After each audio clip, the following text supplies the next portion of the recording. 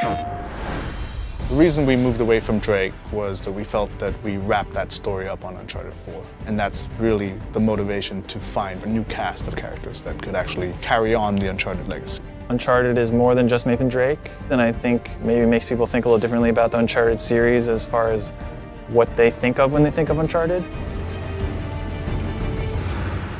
We started trying to keep it short. We started trying to keep it contained. But like all Naughty Dog games, you know, it's story-driven and we need the time to tell the story accurately. We needed to go into the past, dig a little deeper than, you know, the surface, and it just blew up. We started expanding to get character arcs developed, and before we knew it, it's a full game. We're treating it as seriously as an Uncharted game. The game could stand on its own as an entry in the series. It's going to be the sum of Uncharted's in terms of gameplay experience with some of our beloved characters, some of the most fan-favored characters.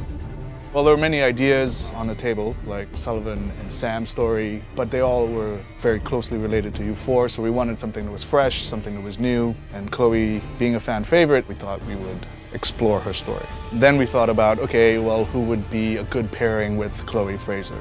We were like, well, what if Chloe Fraser wanted to explore her past, go back to India, to her roots, and what if she needed someone like Nadine Ross as a partner? We find these symbols. We find the tusk. And then that was the kind of jumping off point of these two interesting characters together. We can put them wherever we want. We know that there's going to be fun stuff happening, and Chloe is more improvisational. Nadine is more logical. We know that there's going to be great conflict if we throw those two together. That's supposed to happen? Dunno. Chloe Fraser has interest in the tusk of Ganesh, which is a treasure that's in India that is kind of close to her. Her father was an archaeologist. He had tried tracking down this tusk before in the past. So for Chloe, there's a personal attachment to the tusk.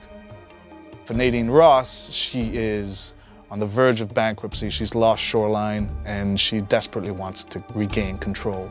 That's where the characters start. Because of Nadine's military background, particularly with our villain, Sav, Chloe's brought her in to kind of help her out. He's just another warmonger with no war to fight. No, you don't know him like I do. He changes location and routines by the hour. We'd be foolish to take unnecessary risks. Let's get one thing straight. This is my gig. You want your share? We play by my rules. For Sav, as a villain, he is motivated by a code. He believes that he owns rights to this land, and he's fought a war that has kind of gone on for centuries. So recently he has started rekindling this war to profit.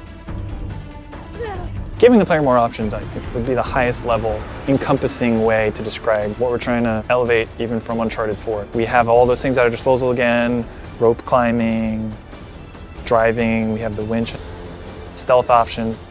We have lockpicking now, so we have crates of things that you can find certain weapons or treasures in. We just present you with a lot of stuff that the player can then decide what to do, and then, of course, having an allied character with you during all of those things and making sure that they can react and be as lifelike as possible as a human would. We're taking advantage of the buddy system by integrating more of the narrative. For example, if our characters in the story aren't communicating well, or they're upset, or they're aggravated, it will reflect in the gameplay. So if I've just come out of a heated argument with Nadine Ross, in the gameplay you will feel that tension, you will feel that aggravation. The challenge for us was this player-driven space. It's not open world, but it's vast, and you have player choice that you can go and experience it differently. There's things to find a true sense of exploration, but the goal being that you're just exploring and freely doing things, and then the story is still progressing in the way that they would expect from an Uncharted game. It's something we've never really done to the level that we're doing now in Uncharted.